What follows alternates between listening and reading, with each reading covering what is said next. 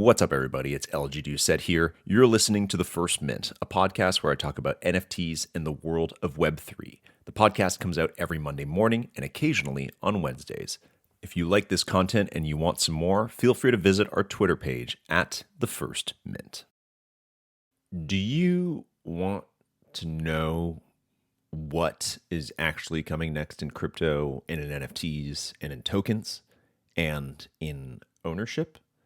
Because today's guest, Jess Sloss, is pretty much at the intersection of that. He created an incubator, an accelerator really, called the Seed Club, which takes a lot of different ideas from the internet, ideas that are pitched and developed internally within the Seed Club for ideas like DAOs and tokenized societies, and really just kind of fantastic Web3 projects that live up to the ethos of Web3, which is decentralization and network ownership.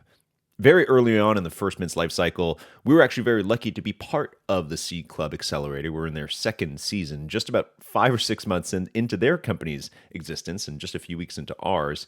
And we used the knowledge and everything we learned in there to kind of develop what we wanted the First Mint to be in terms of community, and also help us make the connections and gain the resources to launch our own membership token, the First Mint Day 1, which launched in July 2021. Jess has never been on our show, mainly because the content here is still kind of outside of the stuff we talk about. It's really smart stuff, it's really sharp, and you're going to need an open mind to listen to Jess talk and also to follow along with a lot of the Seed Club projects. Some of these, they're pretty out there, and one that you've heard of if you listen to the First Mint, you kind of follow us in the community, is Krause House, which is a DAO whose goal is to own a professional basketball team and is making some headway in that if you follow them. Today on the show, Jess is going to tell us what the Seed Club is all about, but we're going to start actually by him telling us what his experience was like in the last bear market, because he was actually here 4 years ago. He worked on different projects, many that didn't make it, before finally, right as this bull market started, or the one that just ended started, he found his right idea. He found what he was looking for and started Seed Club. You also hear Jess and I discuss a few personal anecdotes because we actually know each other. Jess is the one person in crypto that actually lives near me in the small town in Western Canada where I live. And we've had a few adventures together, few of which have been me inviting him to what I think are really great music shows. And then we get there and it's not the music that we thought it was going to be. That's just kind of what small town life is like. Like once I invited him to what I thought was a jazz show, and it turned out to be kind of like a folksy song night. Neither of us were happy, but in the end, we had a really great laugh about it. In the show, Jess makes a lot of really great points about what the current value proposition of NFTs is, and whether some of these companies should be taking the VC money or focusing truly on the ownership of their community. This is a really solid episode, so listen to my interview with the co-founder of Seed Club, Jess Sloss, on The First Mint.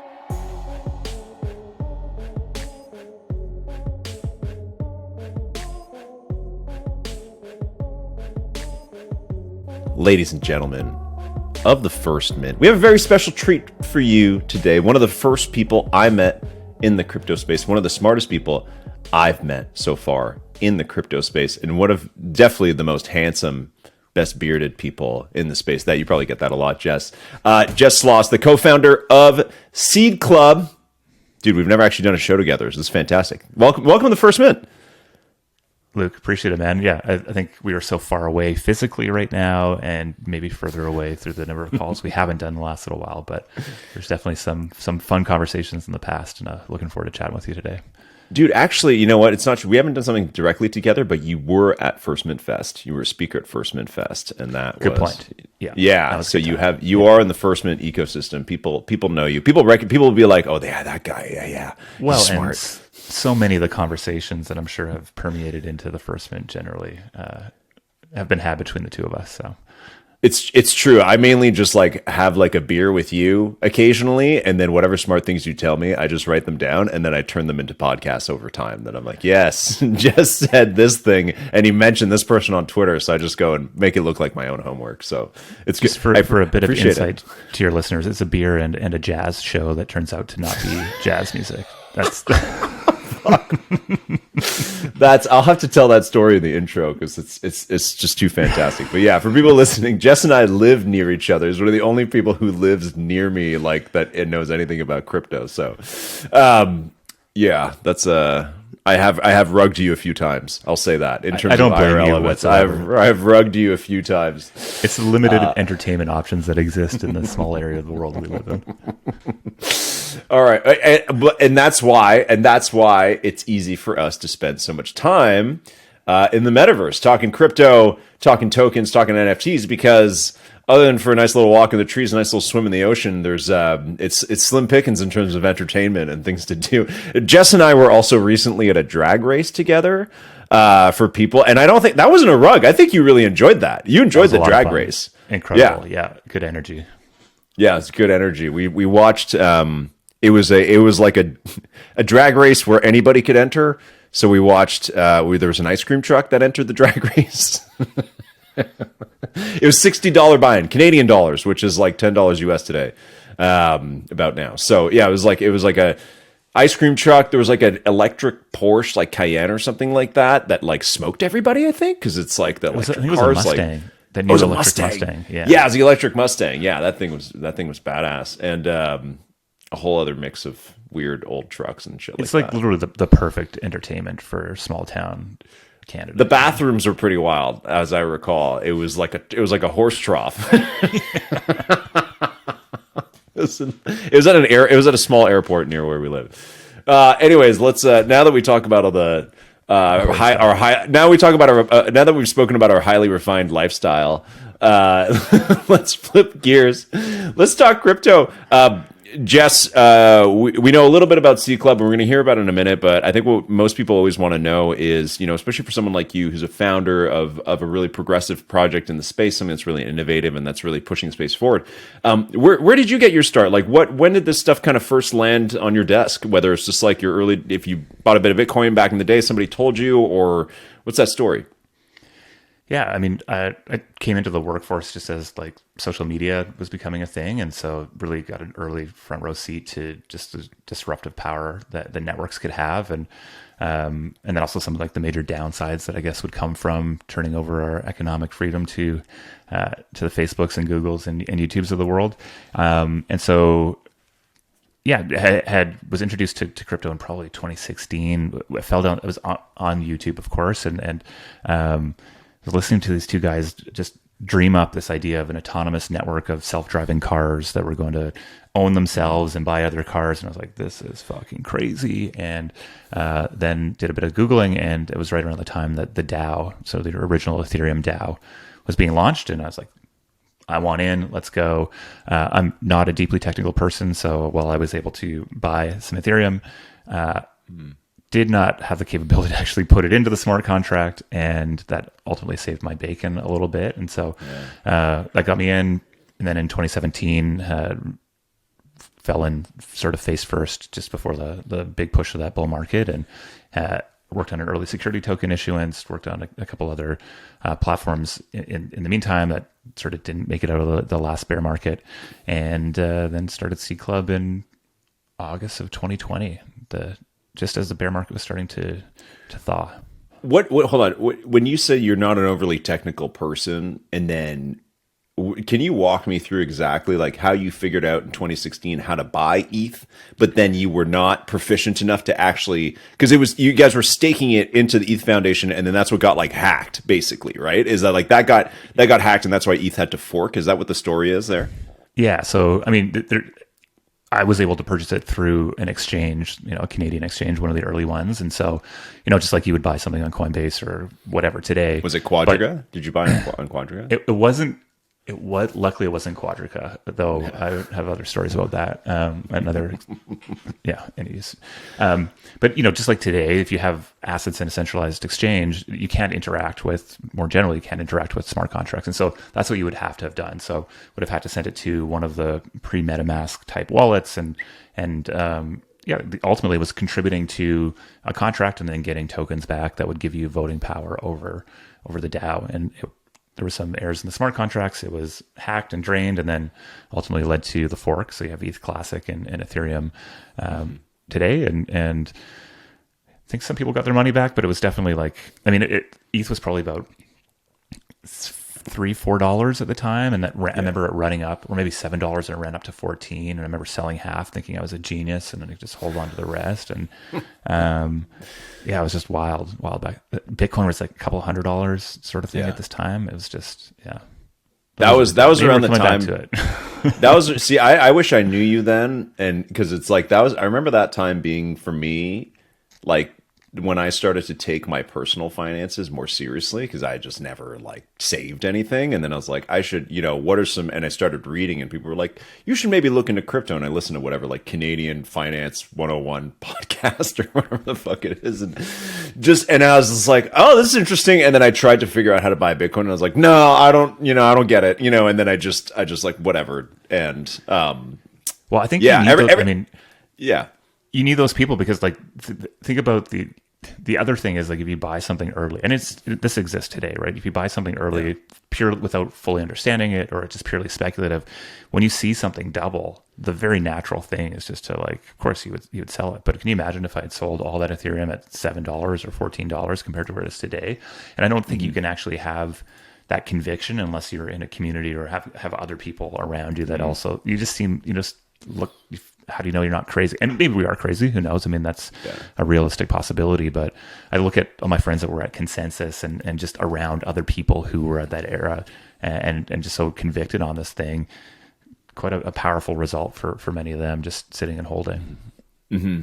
Well, that's the other thing too, is I think like being in a community is so vital so even if you make the wrong move, even if you're like, I'm going to hold, and ETH is a fantastic asset, but there's been I'm sure many people listening have held other random ass coins that are not as backed as ETH, let's say, or supported, and wondered, should they sell, should they buy more, whatever. And at least in a community, it's like, even if you make the wrong move, you had people who are like, hey, like, we still support you, like we were there with you when you made that bad decision, and we're still here for you. And good job taking the L, because now you got street cred as a degen or whatever. You know what I mean? It's like that. I suppose if you're on your own, you're just like, you just get in the like psycho tornado. I think that like the two biggest mistakes, that I probably made in crypto, one is, missing something, like not pulling the trigger, which happens to all of us. You're never going to hit everything, like that's a reality. Yeah. But the other one is selling too soon.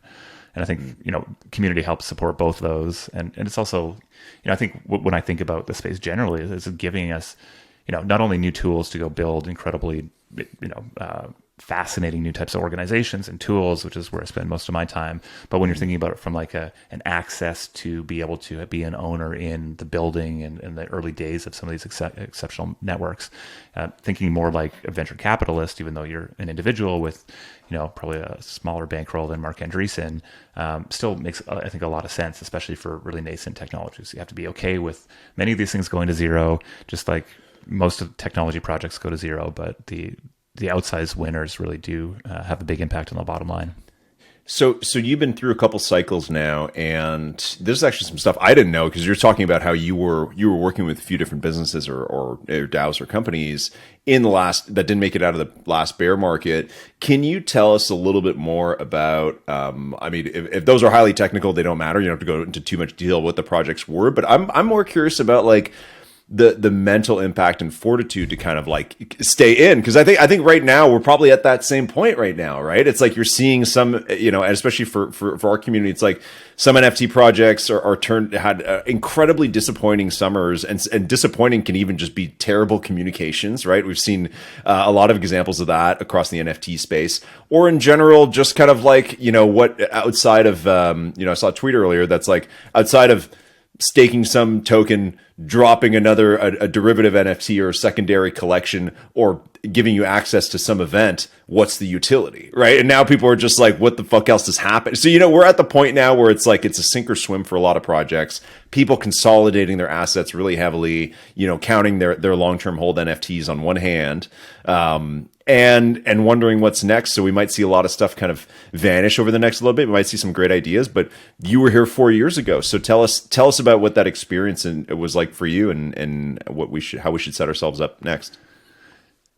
Yeah. I was reflecting on sort of how different, since how much of a different experience it was starting C Club compared to when I got into the space in 2017, and we're very much late to the party in 2017. Like the most interesting seeds were planted the year and a half, 2 years prior, and by the time me as a new interested party comes into the ecosystem, you sort of maybe aren't aware of it in that moment, but it was very much late to the game, and we're kind of hopping on the bandwagon. I think was really like the honest take of it. And so while we launched an incredible company that's still operating today, it's still the other ideas that we were sort of infatuated with were really sort of fast follower ideas. They weren't in the sort of the nexus of where innovation, inspiration, and where like the true quality capable builders were building. And so I just sort of looked at it as like a space that I had a lot of conviction in, and because I think like this digital feudalism era that we live in with major networks today, and just the power that private property rights drove for the broader economy when we moved away from that back in the hundreds of years ago and into the sort of more modern economy.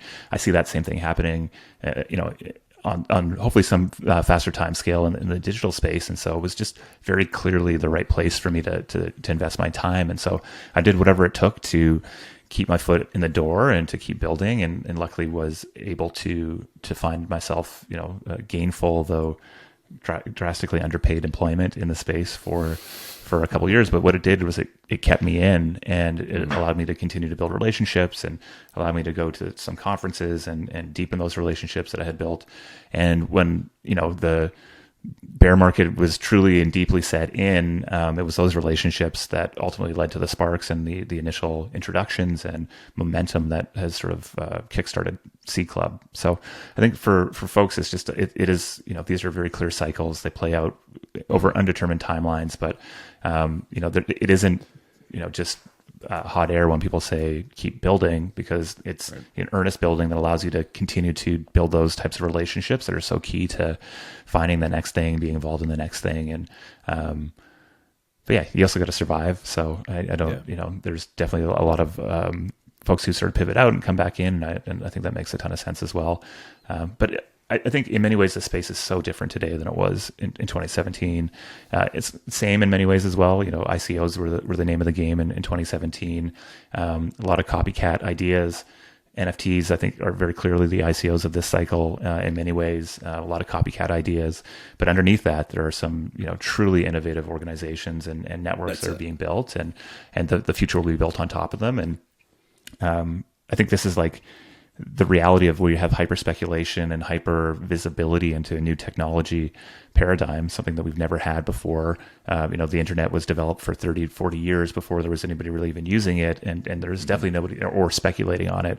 And crypto came out of the gate, both with the internet existing and the ability to speculate on it. So we'll continue to have high volatility, lots of shifts, but also, could you imagine doing anything else? I sure as heck. No, you know me, man. I used to shoot, I was shooting car commercials and shit before this. So it's just like, I don't want to be like, my days would be like on the phone with a craft person being like, okay, so we have 3 vegans on the shoot this week.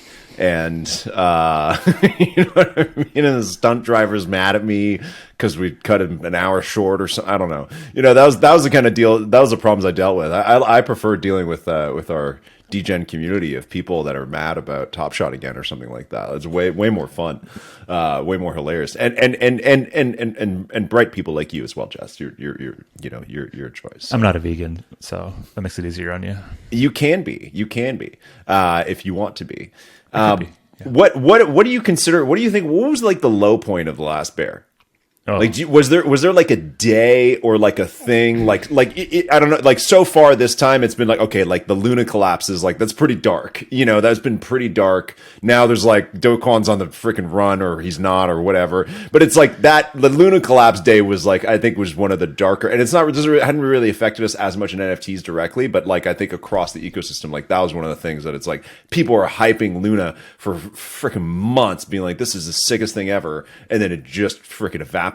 I think that really fucked a lot of people up. What was I like in the last one?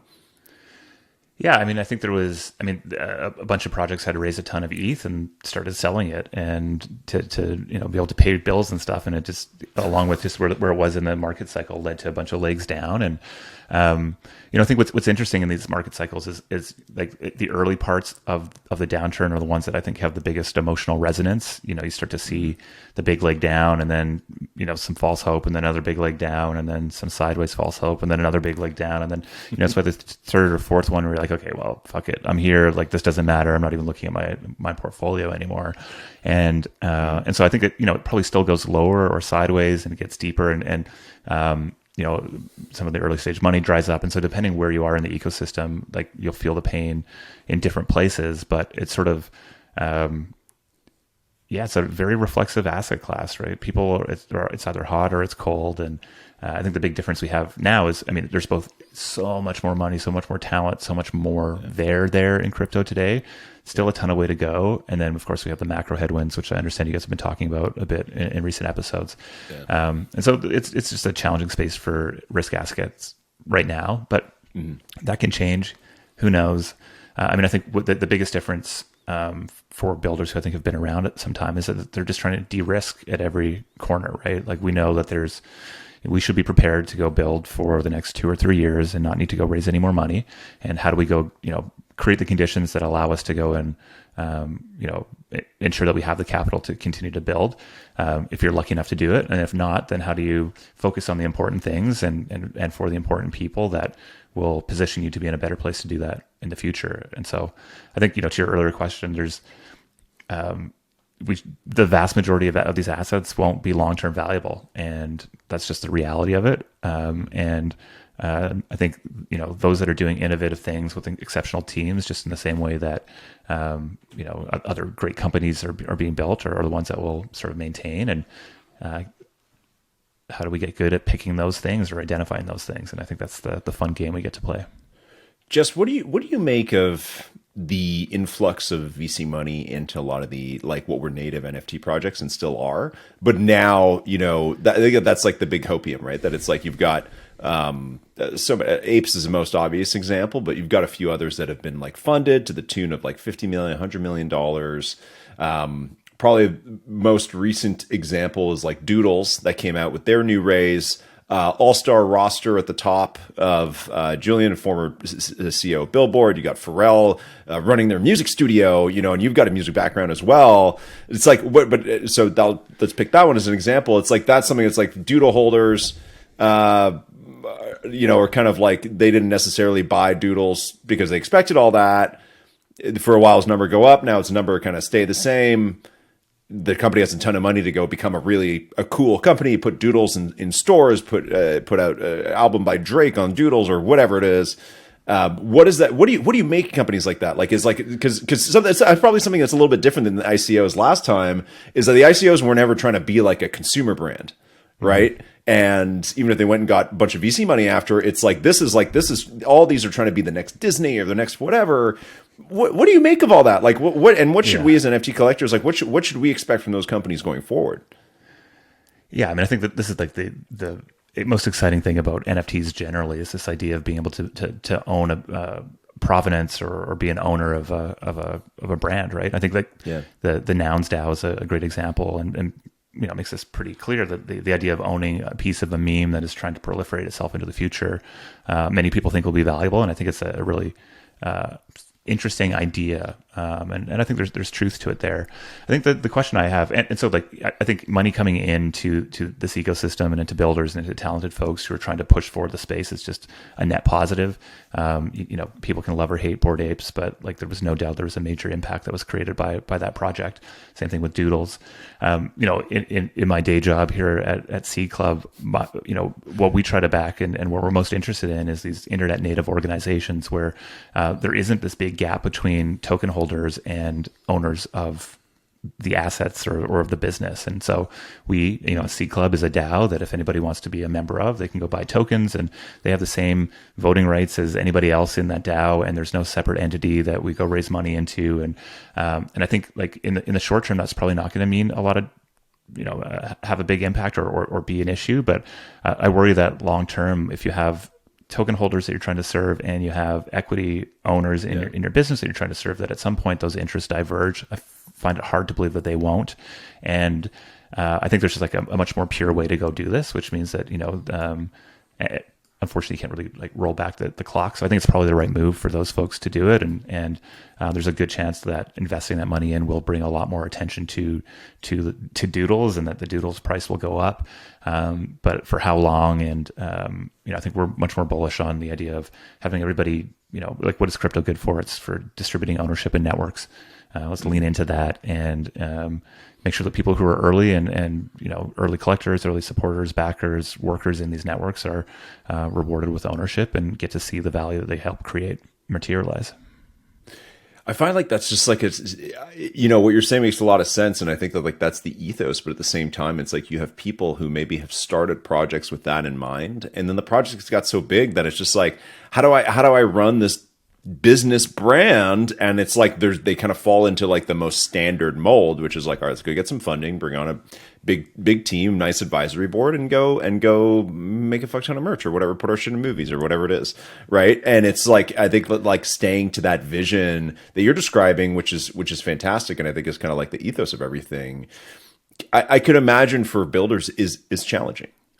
Well, and I think it's if that's the ethos, then the starting point should be that you're building something on chain. And so I think a lot of folks didn't start with that ethos. They wanted to go build something meaning, and it's no knock on them. I 100% agree. Like having a bunch of money at your doorstep or building something that large and the legal implications that come along with it, like it's a completely reasonable pathway to go down. And I think we're going to see some great results. Whether that's just moving the space forward or valuable returns created.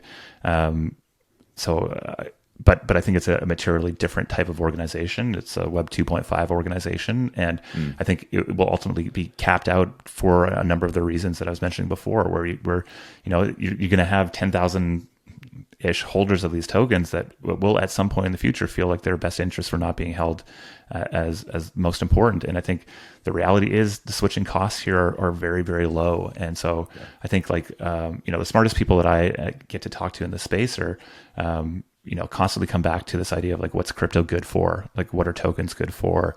And there's the, weak application of the technology and hard application of the technology. And I think building these on-chain organizations with on-chain provenance and on-chain revenue models and on-chain decision-making and ownership are long-term going to be the best application and lead to where the most excited builders will go, and where the most money will go. But that's not to say that there won't be short-term or even medium-term gains for these projects. And maybe one of them will become the next Disney, though. I've heard that pitch so many times now that it just rolls off my back. I can't do it anymore, man. Yeah. It's like, do you really want to be the next Disney? Like, Disney is like a really weird... Disney is like a weird company, man. Like, it's like, you can't... This isn't the 1920s. It'd be like, all right, it's a mouse that talks. And everybody's like, that's the greatest character ever made. Like, it's not that simple, to create original IP anymore. So... and I think what is exciting is that this, when there is a technology shift, all of a sudden a new window opens to create original IP. And so I see like the inspiration is there. And I also think it's very realistic to look at the tools and the ways that we organize in maybe more the DAO space and see just the multitude of flaws and challenges that exist there.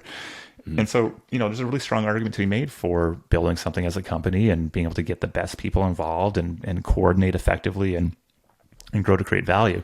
But again, I just think about like, okay, value for who? And right now, Doodle's job is to go create value for the people who have invested into Doodles. They have zero obligation beyond social, which grants you is meaningful. Like, I don't think they're going to start to go do anything that will sort of burn their token holders intentionally. But I just worry that as time progresses that, you can only sell so many Doodles things, and all of a sudden maybe an opportunity to go do an XYZ drop happens, and now all of a sudden you have two different communities you're trying to serve, and how do you sort of thread that needle? I don't envy them and their future challenges.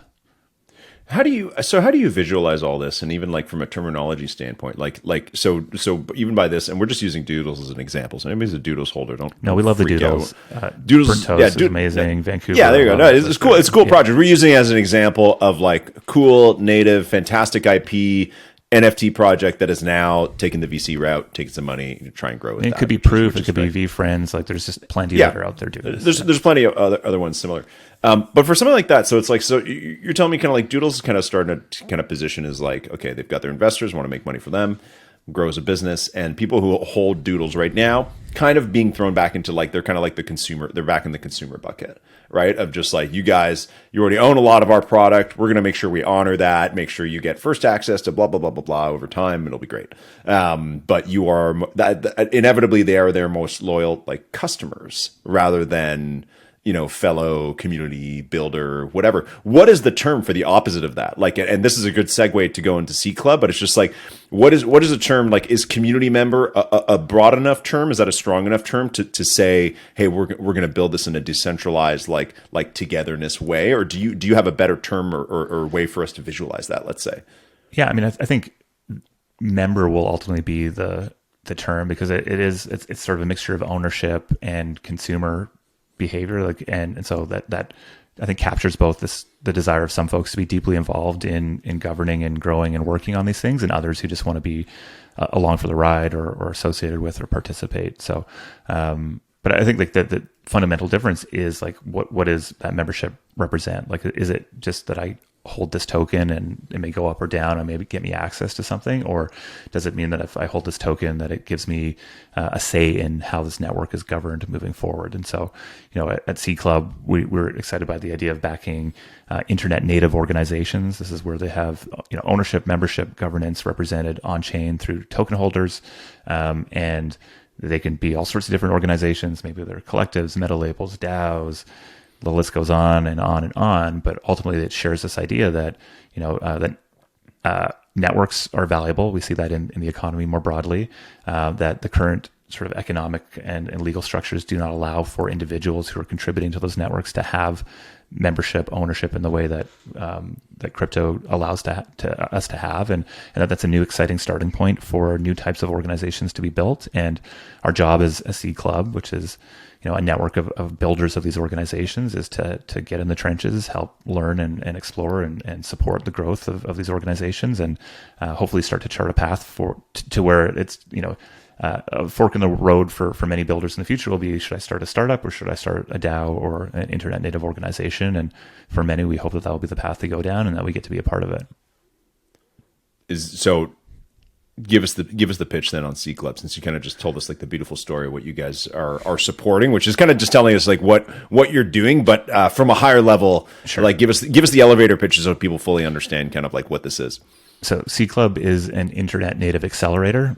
We bring together a group of DAO operators, builders, creators together through an accelerator program. You can kind of think of it like Y Combinator for Web3. That's, some people use that word. I try not to, but it kind of works.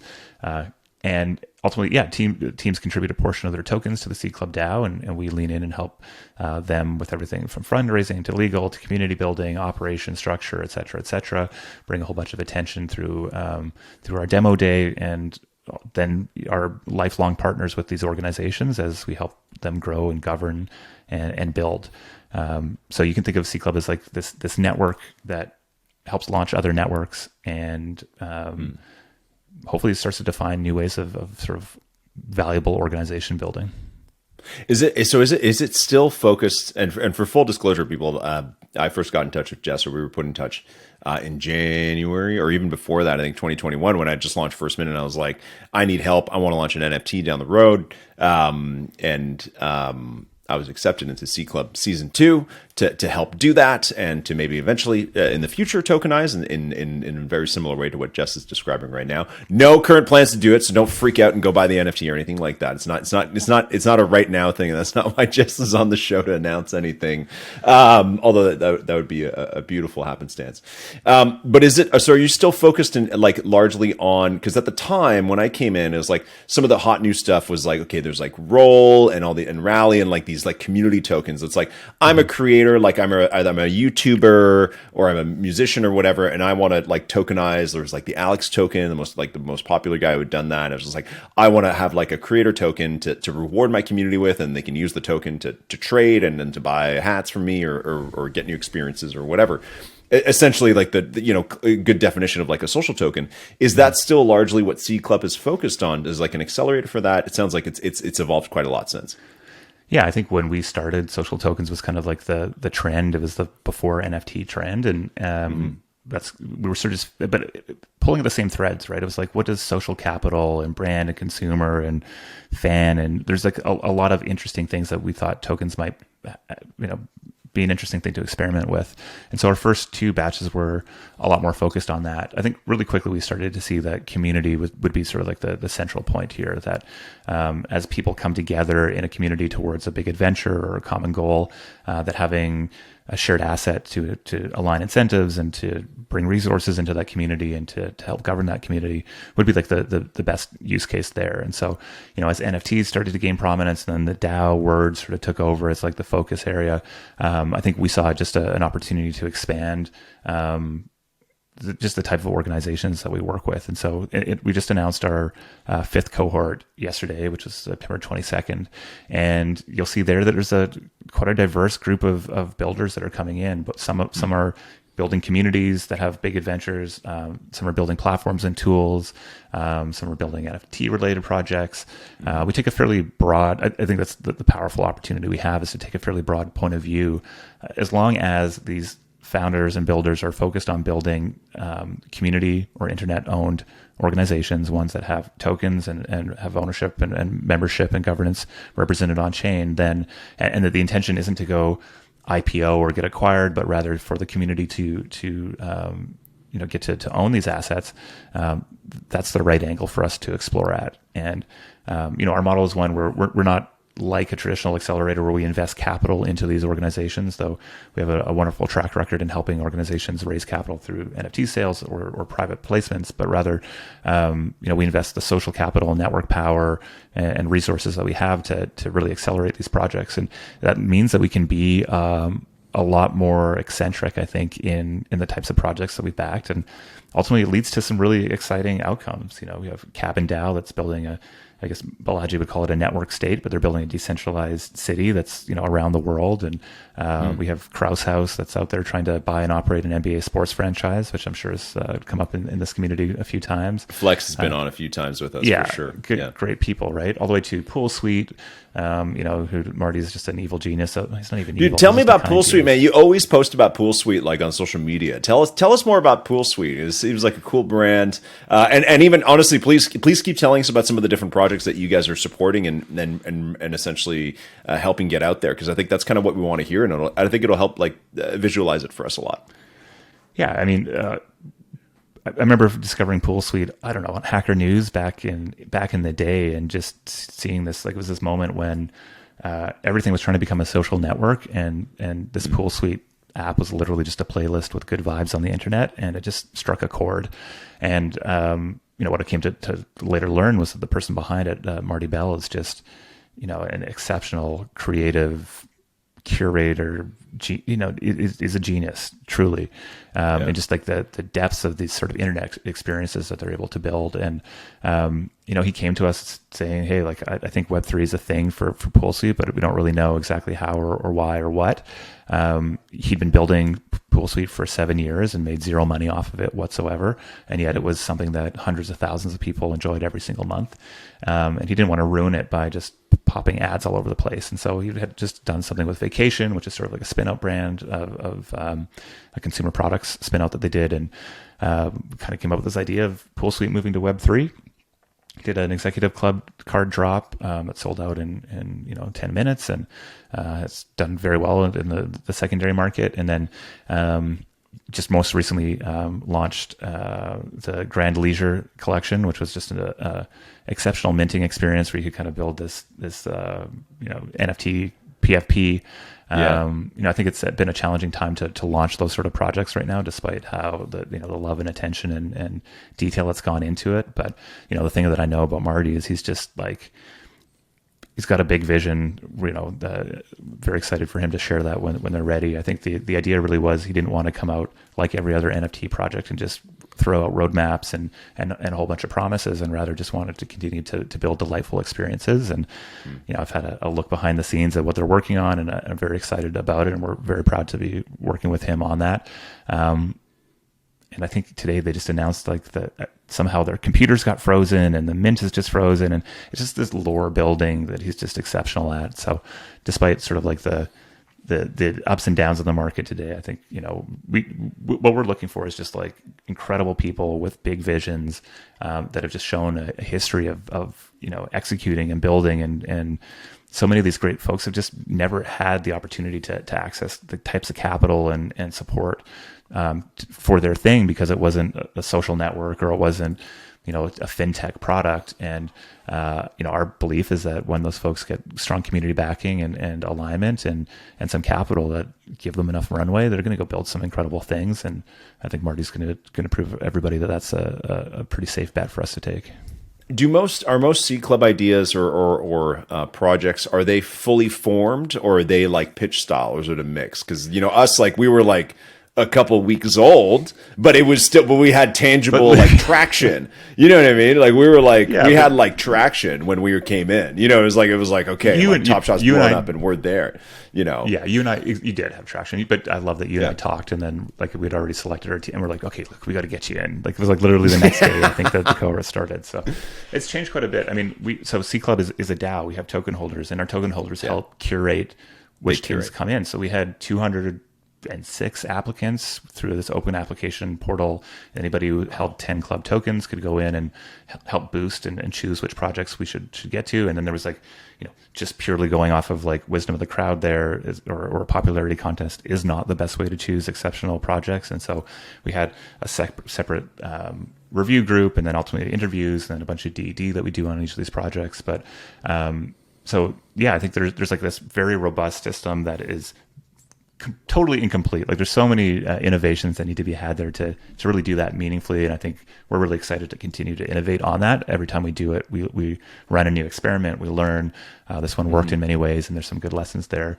But what we see is like it really depends. Like, there are a number of venture-backed organizations that have come into this batch because they see the opportunity to really build alongside this incredible group of alumni, and this network as being powerful. Others are much earlier in their ideation phase, but they have a deep history and network. I don't know if you've had Jeff from Jump on here yet, though. Yeah, okay. Not on the show, but he was part of. We did basketball and blockchain week last All-Star game, right? And, so he Jeff came was in and like, told us all about Jump. Jump was just like not even a LinkedIn group at the time, but you look at Jeff and his passion and just everything he had done in that space before, you go, okay, well, this is a person who's likely to do it. So yeah, we're agnostic on stage, though without a doubt more progress is I think a plus. But the wonderful thing about building these things in a community and networked way is that it's not always the most obvious thing that ends up being valuable, right? Where we've had members who came in, Austin Roby, who was with the Ample team that was part of, I think, the second cohort. They ultimately have decided not to go and launch a token, which is something that we're very excited about when teams, and we say this quite a bit, there's no pressure to come and launch a token with Seed Club. We want to make sure that it's right, done at the right time, done in the right way, that we can really put our full brand behind these launches, because there's a lot of reputation built up in this sort of stuff. And so when Ample decided, hey, this isn't a good fit for us right now, we were very happy that they made that decision. But what we didn't realize was that not only did one of his partners in that project end up being one of our earliest contributors at Seed Club, and now Nicole runs the entire accelerator. But then Austin, 3 batches later, would partner up with Yancey Strickler and Rob from Kickstarter and Etsy fame and build MetaLabel and have MetaLabel come through the Seed Club accelerator again. And so there's just all these sort of amazing knock-on effects. So our focus really is find great people and big ideas, support the hell out of them, and we think good things will happen. This is very different than, not anybody can come join Seed Club. This isn't just an open, come one, come all.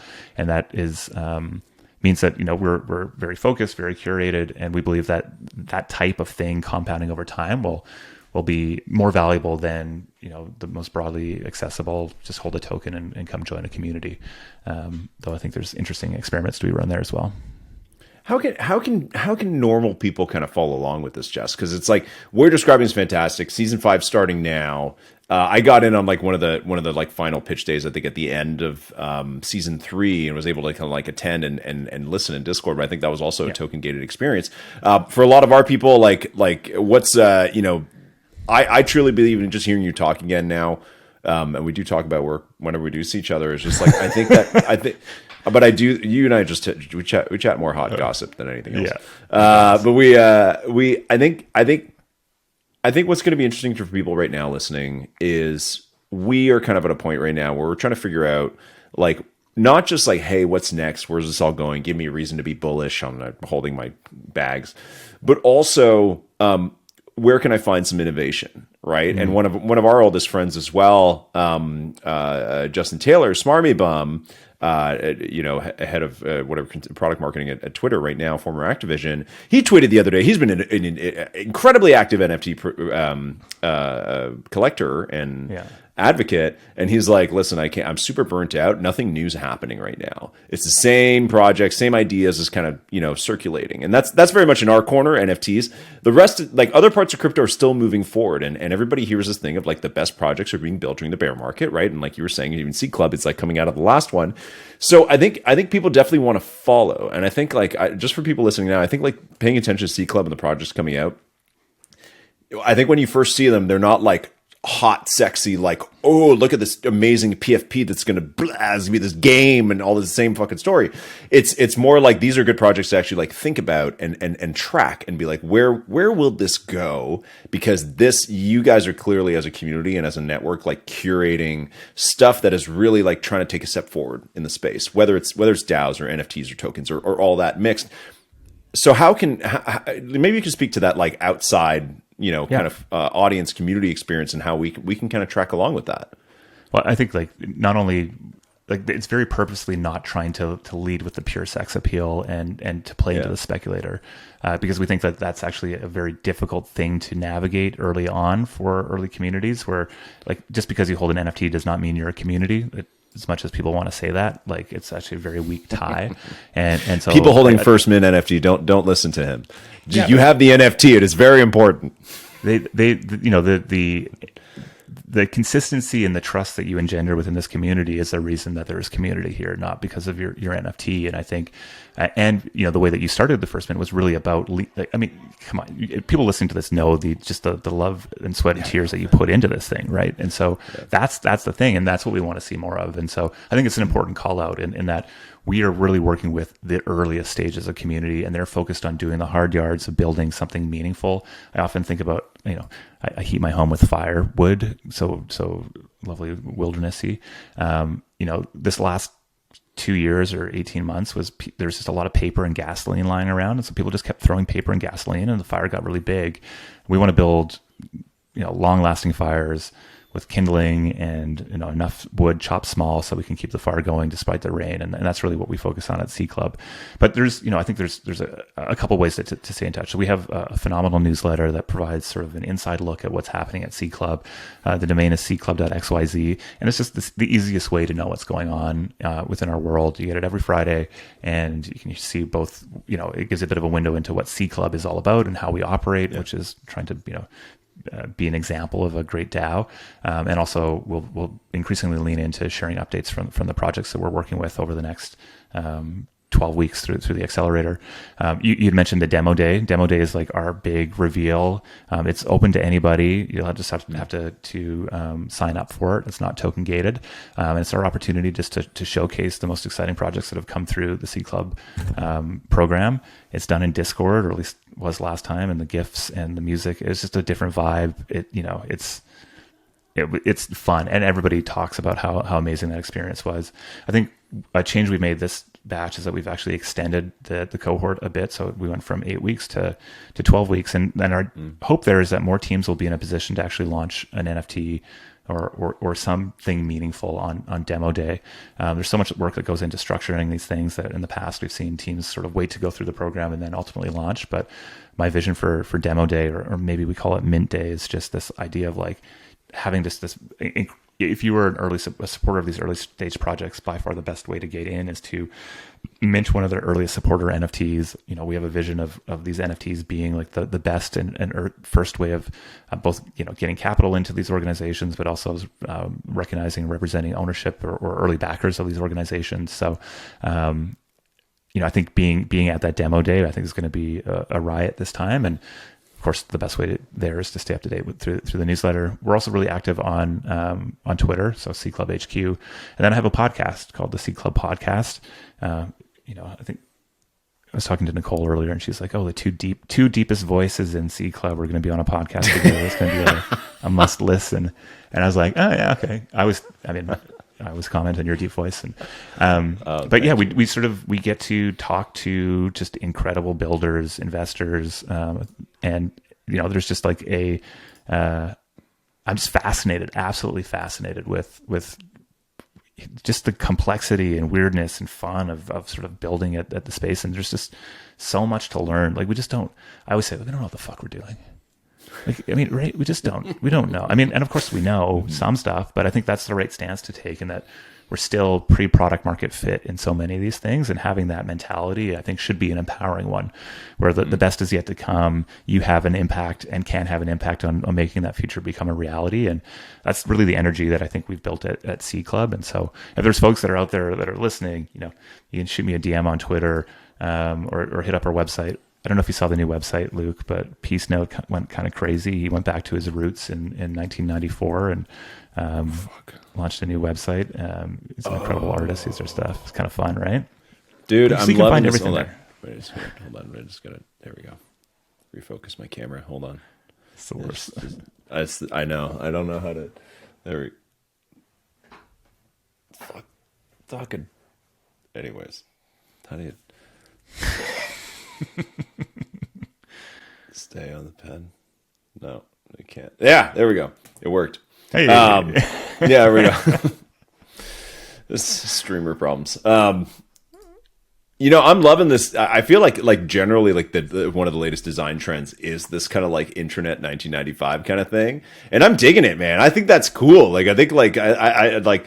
The internet was fucking awesome like 25, 30 years ago. It was great. It was just like information superhighway, surfing the web was like the thing. And it's just like websites were easy. They were simple, and I think this is awesome. This looks great. Yeah, I think Web 1 was the vibe. Early Web 2 was the vibe. Then late stage Web 2, not so much the vibe. And I think, we're at the same stage, I think, in crypto right now, where it's like the people who are tinkering with things, like you're going to get called an idiot, you're going to get called a scammer, you're going to get called all sorts of things.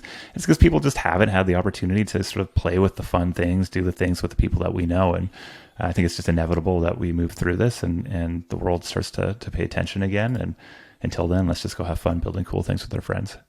I love that. Is there, what's on this site? There's a lot of great stuff. Alumni DAOs, that's great. I know a lot of these projects. At the bottom, it says work for a DAO, Jess. So like for people that maybe have like heard that before, they're looking at some of these projects, they're going to go watch C Club, look at these and maybe one or two of these will really speak to them and there might be an opportunity to contribute. What does that mean? What does that mean to work for a DAO? Yeah, I think it means a lot of different things. So some DAOs have, let's say there's two spectrums. DAOs that have, broad permissive proposal-based work opportunities to ones that maybe have more formalized work streams. So on one end, a little nouns or a nouns DAO, anybody can go put a proposal forward. If it's a great idea and they get community support, that's how you get funded. That's how you go do work and get paid to go do work. On the other end, many DAOs have specific roles or job functions that need to be hired for, and it acts much more like a job, and that there's maybe instead of a boss, you have a committee or a community that is hiring for that role, and that might be part-time, full-time, that might be piecemeal work, contract work. So you start to see everything. I think what's interesting is not that any one of those is better than the rest, but that there is just a lot more optionality there. And so if you, on the bottom of the website, these are roles that are available through C Club DAOs. I know there's a whole bunch more being posted in the next little while. Some of them are going to look like more like bounty or contract opportunities, and some of them are going to look like really core roles on core teams of these exciting DAOs. So it's just, it's a yes and rather than an or, and I think that's exciting. Awesome. Thanks for that. Thanks for that explanation. Last question for you, Jess.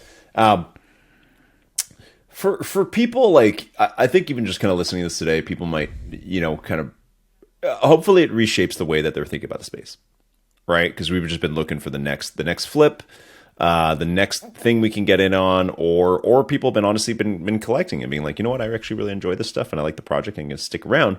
But I think what you guys are doing at C Club is really digging into the net, like the ownership of the network, and the decentralization of it. What is a good mindset for people to navigate the space with when it comes to looking for opportunities, not to make a quick buck, but to be part of some of these bigger things that are coming? Like, what is the right way to wake up in the morning, open your trading dashboard or whatever you do with crypto, and approach your day? Yeah, I mean, I think this, I came into the space through a speculative mindset and was excited just to buy and be a part of it. But truly the joy and aliveness that I get to feel on a regular basis is not because I'm trading. In fact, I don't do any trading anymore. It's because I am working with an incredible community and people who are taking big swings, taking big risks, trying to make something happen. And so I think the shift from pure speculator to maybe a different type of speculator, one who's actually putting their heartbeats and time and effort into something, I think is probably like the most important shift. I think that's how you actually get to capture more of the value you create as well. Like if you can make yourself indispensable to making something new or taking responsibility in the world. So then the question is like, okay, well, how do you find that thing? And I think that's really, where introspection and figuring out like what is the change you want to see in the world? What is something? Because I think like the reality is, people collecting NFTs right now, if you want to be a collector, if you enjoy collecting, then that's a thing you should keep doing. And same thing with traders. If you like trading and speculating, you enjoy that rush, perfect. Keep going at it. Like whatever floats your boat. I think the reality is for most people, that's all they see. And what I hope, we get to prove at C Club is that there's a ton of more nuanced ways that you can contribute in this crypto ecosystem.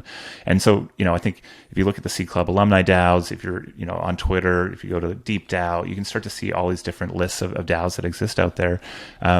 Find one that is doing something that is interesting to you, whether that's sports or, golf. I'm pretty sure there'll be a pickleball DAO. There's, consumer crypto projects that are launching. There's just all sorts of things. So, and then I think the biggest challenge is that people often stop there because these are not easy organizations to join. As much as everybody's like, oh, it's a network you just go plug into. Anybody can go do it. The reality is there's social structures that exist there. There are needs that and focus areas that these DAOs have. But most of these communities are very easy to join at the edges. And what we see happening is that for most folks, the ability to meet other people that are at the same stage, interested in similar things, will most likely lead to new opportunities. So we see so many people that come into the C Club Discord that don't know each other that ultimately go out and launch new things or work on different things together. And so I think it's just like, what's super valuable in this space, we always say it's a trustless space, but of course trust is the most valuable thing. So how do you go build up meaningful social connections that and trusted human beings that are doing interesting things? And I think those are like the true long-term assets. It is kind of the joke, right? Maybe all along it was just the friends we made along the way, but I can honestly sit here and say that it very much was the friends that I made back in the early days of 2017 that directly, and I mean straight line, it was wavy, but I'll shout out to my friend Brian Flynn, who you may know from the founder of Rabbit Hole. Yeah. He credits me with helping him start his newsletter, which got him hired into Dapper and started all the things that he was doing. And he very much said to me, you should start a social token incubator. And so I can see those two things, like for both of us, and both of these organizations have gone on to raise, tens of millions of dollars and be sort of meaningful brands in the space. And I could never have predicted that. I couldn't even predict that, 2 years ago, but I know that investing in finding great people to build things with is just, it will pay off eventually. So I would worry less about what the next thing is. Go find people that make you feel good and are excited about, and that you can sort of lean into in a meaningful way, and do what you need to do to make sure you can survive whatever is coming market wise. But I think the calm that you see on the people's faces who've been through more market cycles than I have is just really gives me a lot of, it makes me feel nice, because it's just like, we've been here before. This is the reality of things, and we should just expect it to be like this for the time to come, and take advantage of the ups and sort of manage the downs. That's nice. That's a nice vision.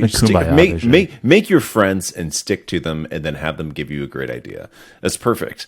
That's the lesson. But that's true. No, I'm not making fun of you. True. I think that's true. Yeah, absolutely. Yeah. Keep good company, and eventually, like, don't just think you have to come up with great ideas on your own. Like, because other people, work for other people too. I mean, I think that there's so many. I mean, if you take that early, the people that I was hanging out with in August, September 2020, they're all doing incredible things in incredible organizations, right? And so maybe some of them are founders, some of them are deeply involved in these other projects. But it's like, what's going to happen here if this bear market persists is that most people are going to go away, and what's left are people who are like, I'm here because this is my thing.